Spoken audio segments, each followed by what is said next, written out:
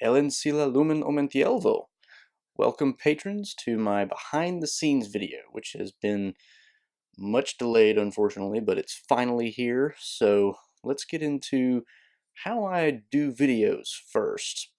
My setup is, well, let me just show you.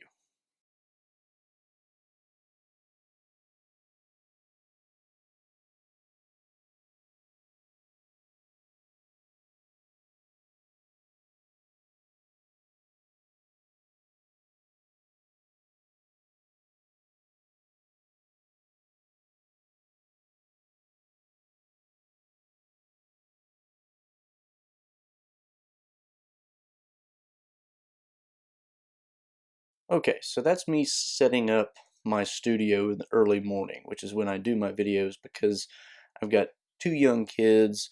It's pretty hard to do videos with them running around in the background, obviously, so I usually do these early in the mornings on weekends or holidays when they come up.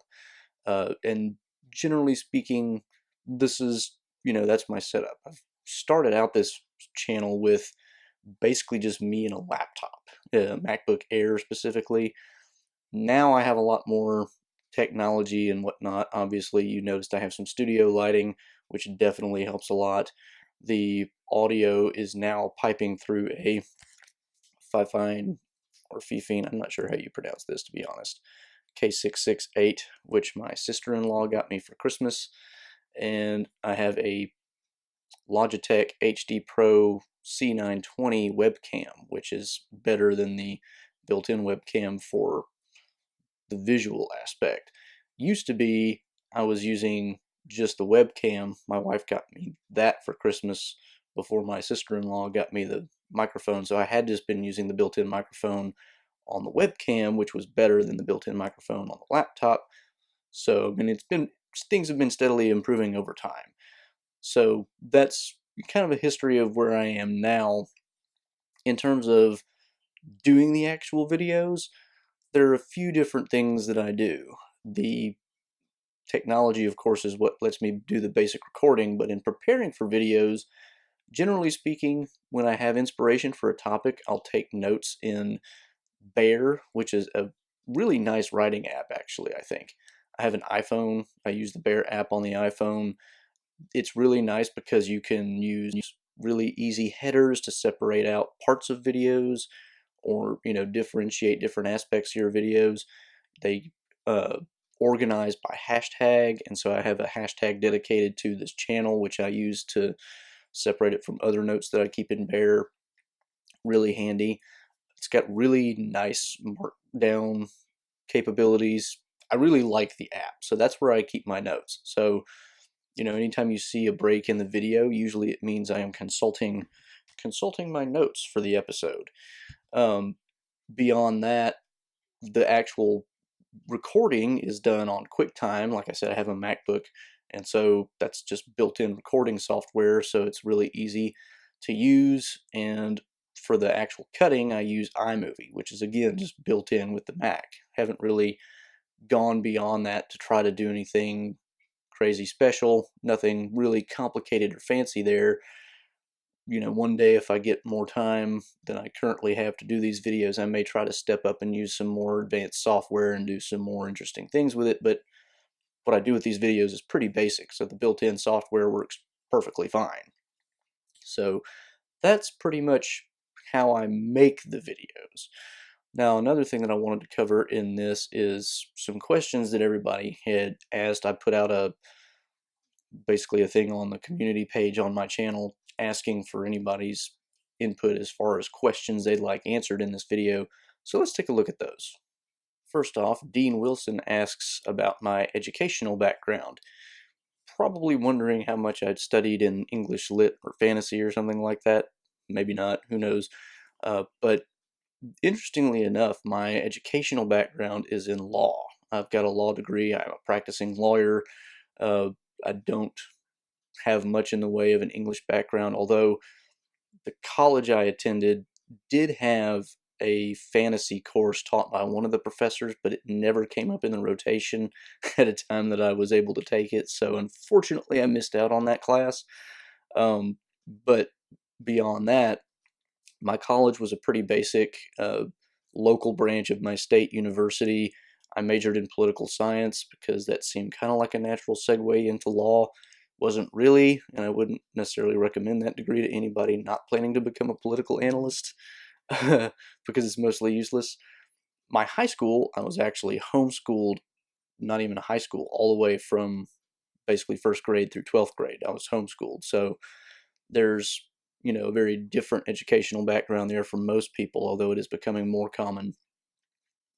As far as just anything related to the actual subject matter of what I do, mostly self-educated. I mean, I fell in love with Tolkien early on, read tons and tons of Tolkien, started collecting more and more Tolkien's of his works and works about him and things like that. And then relatively recently, since I started this channel, really, I discovered Corey Olsen, the Tolkien professor, and started following his podcast, and that's been a tremendous experience in terms of learning more about Tolkien and the things that he knew that he put into his books and all kinds of other stuff. So in terms of education, that's not formal education, but it is certainly educational, and I would highly recommend anybody who wants really deep information on Tolkien to supplement this channel with the Tolkien Professor podcast, because it's got some really great stuff in it. Second, David Guerrero asks, what else do I enjoy reading? Do I have any recommendations for other books? That sort of thing.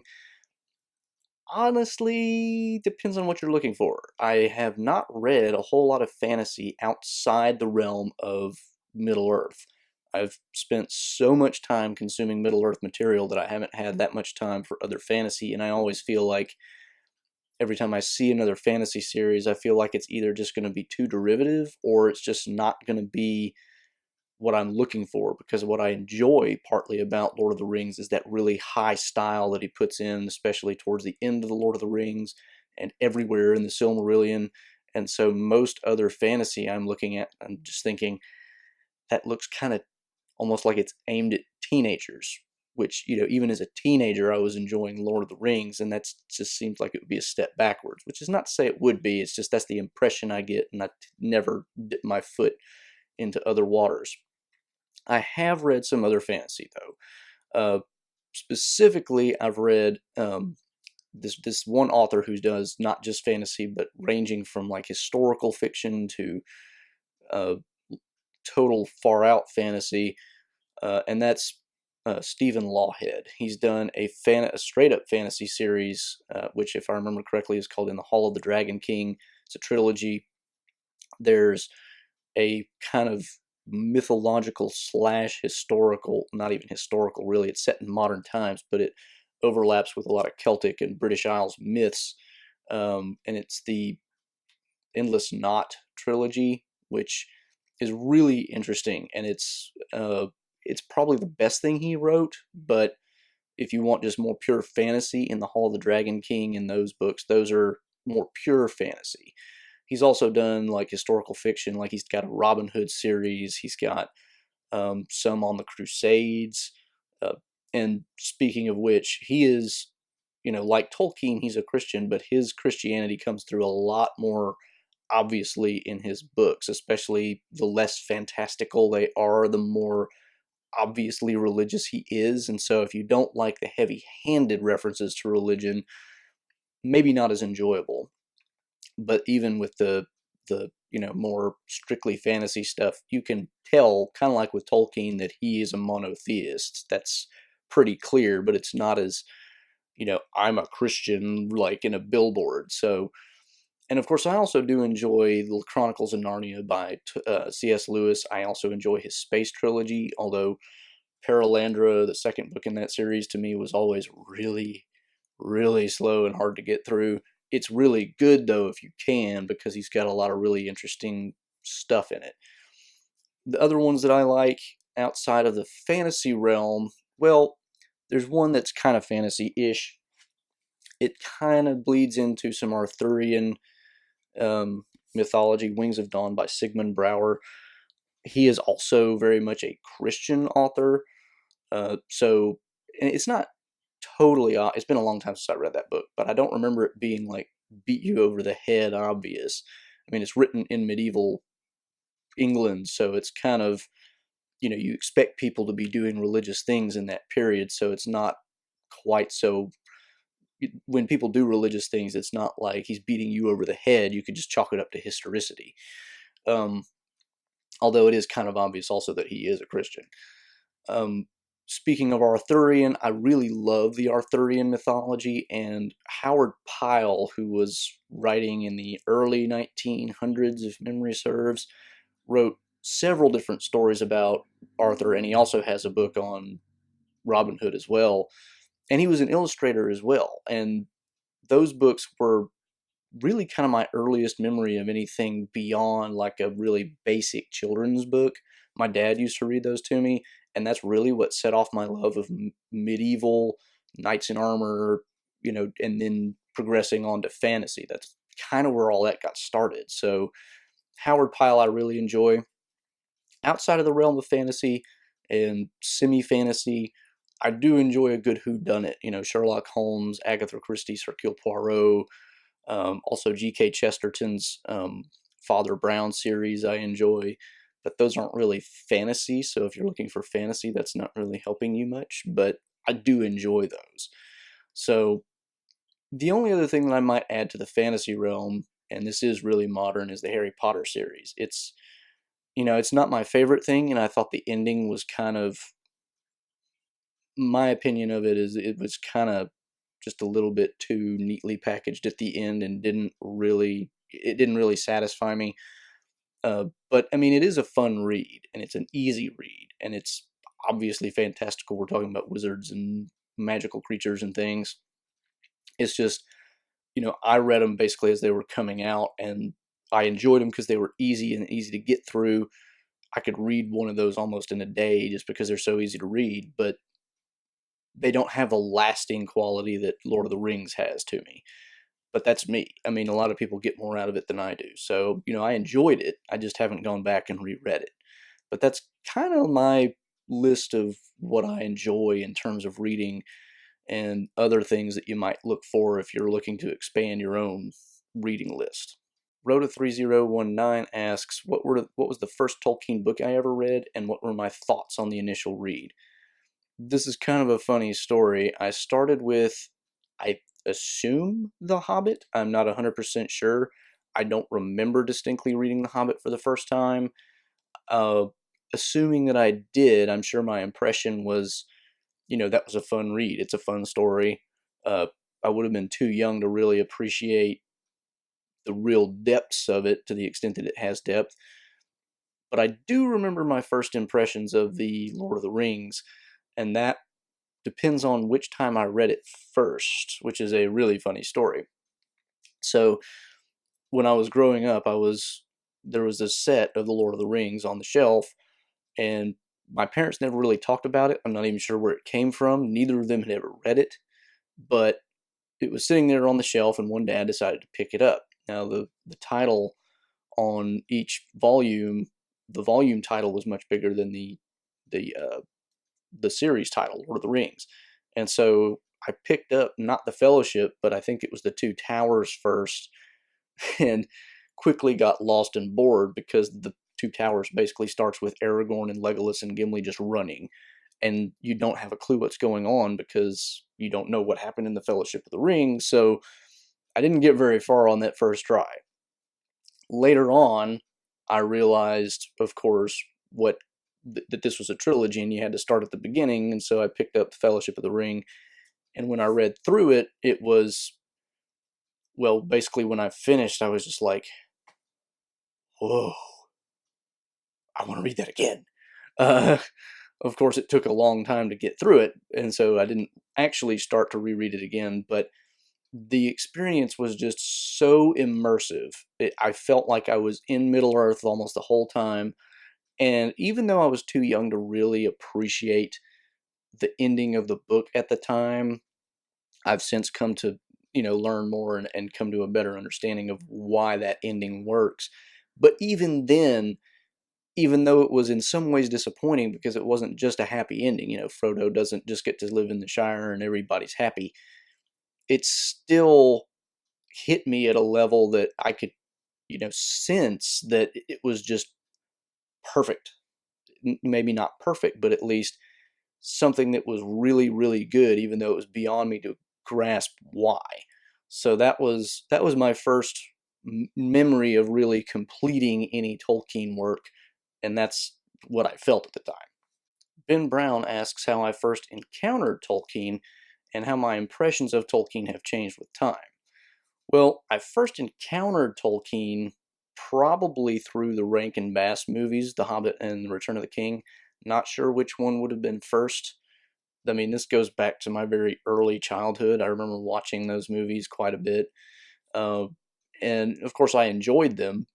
And sooner or later, the Ralph Bakshi movie was introduced. I don't remember if that came before or after I had read The Hobbit for myself or The Lord of the Rings. It's been so long now.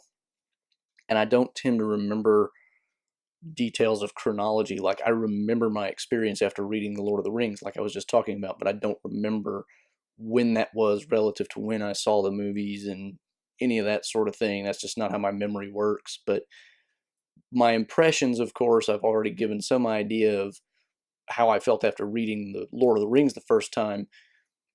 And so from that stage, at least, I had a very clear idea that Tolkien is a genius and he's a great writer. My impression as far as that goes has not changed over time. The only thing that's really changed, my appreciation in an intellectual level, has deepened as I've read more of his works, and read or learned from other people about his works. You know, I've read things that people have written about Tolkien. I've listened to Tolkien Professor podcast by Corey Olson. All those things deepen my intellectual understanding of just how genius Tolkien is. But my impression as far as just the sheer awe of reading the stories, that has waned over time the more I've read it, which is kind of an inevitable result probably. And it, at this stage in my life, it doesn't help that half the time when I'm reading, I am deliberately thinking in terms of this channel. It takes away a little bit of the pure enjoyment, although once I finish my Silmarillion synopsis series, which I'm recording this during the middle of that, I'm going to reread the Silmarillion again just for fun without thinking about this channel, because I haven't done that in a long time, and I really want to recapture that a little bit.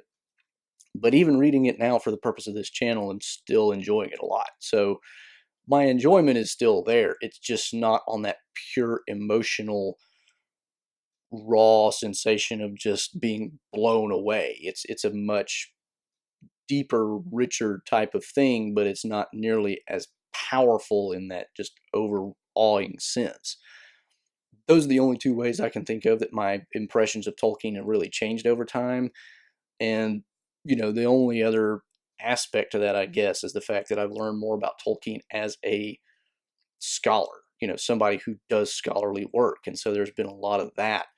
You learn about how expert he was at philology, Anglo-Saxon, things that he knew or came up with that nobody else did, but were basically later accepted or proven to be right. Not everything he did was like that, but so much of it was. And it's just like, how did he do this? The guy was not just a creative genius, he really was a scientific genius in the science of language too. So, I mean, you start to really understand just how smart the guy was just at every level. So that's kind of my impressions of Tolkien and his works over time. So that's a little bit of background on how I do my videos and some Q&A from the fans. So if you enjoyed this video, glad I could do something for everybody in the patron list. If you have other ideas for things that I could do for the patrons, please do let me know in the comments below. Share this idea around, even for other people that aren't patrons. Let them know about the patron opportunities that I do put here, and give me some more ideas to attract more. I really do appreciate everything that the patrons do for me, because I started this as basically just a hobby to get my love of Tolkien out, because I don't have as many opportunities for that in my life anymore. I've got a family, too many other responsibilities. So, please do give me some ideas and let me know how I can return the favor, because I deeply, deeply appreciate any patronage that I get from anybody. I never expected this from this channel, so this is just this is just awesome to me. So until the next time, I will be thinking about new things to do for this channel, and like I said, just give me some new ideas too. Namaste.